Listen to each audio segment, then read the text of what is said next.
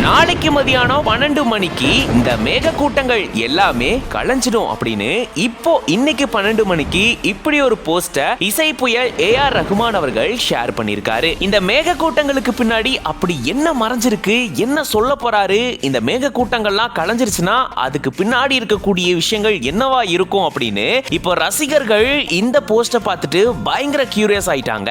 பொதுவாவே ரஹ்மான் அவர்கள் இந்த மாதிரி ஏதாவது பதிவு போடுறாரு அப்படின்னாவே கண்டிப்பா பெரிய ஒரு அனௌன்ஸ்மெண்ட் வருது அப்படின்னு தான் அர்த்தம். அந்த மாதிரி பல தடவை அவர் பண்ணிருக்காரு. சோ இப்ப பாத்தீங்கன்னா இந்த மாதிரி மேக கூட்டங்கள் நாளைக்கு 12 மணிக்கு கலைஞ்சிரும்னு சொல்றதன் மூலமா 12 மணிக்கு பயங்கரமான ஒரு அனௌன்ஸ்மெண்ட் இருக்கு. அதாவது நாளைக்கு 12 மணிக்கு அனௌன்ஸ்மெண்ட் காத்திருக்கு அப்படின்றத இதுல இருந்து நம்ம தெரிஞ்சுக்க முடியுது. நம்ம தமிழ் சினிமால இசை புயல் மையம் கொண்டு 30 ஆண்டுகளுக்கு மேலானாலுமே நாளுக்கு நாள் இந்த இசை புயலினுடைய தாக்கம் அதிகரிச்சுட்டே தான் இருக்கு. ஆமாங்க, அப்ப ஆரம்பிச்சு இப்ப வரைக்கும் இசை புயல் ஏஆர் ரஹ்மான் அவர்களுடைய மியூசிக் பாத்தீங்கன்னா நாளுக்கு நாள் இன்னமும் நம்மள அப்படியே ரசிக்க வச்சுக்கிட்டே தான் போகுது. ஒவ்வொரு படத்துக்கும் பயங்கரமான வித்தியாசத்தை காட்டிக்கிட்டே வராரு. எப்படிங்க இவரால மட்டும் இப்படிலாம் மியூசிக் போட முடியுது அப்படின்னு ஒவ்வொரு புது படத்துடைய பாட்டை கேட்டுட்டு நம்ம ஃபீல் பண்ணிட்டு இருக்கோம். அது 1992ல ஆரம்பிச்சு இப்போ வரைக்கும் அதே மாதிரி தான் நடந்துட்டு வருது. அதுல டவுட்டே இல்ல.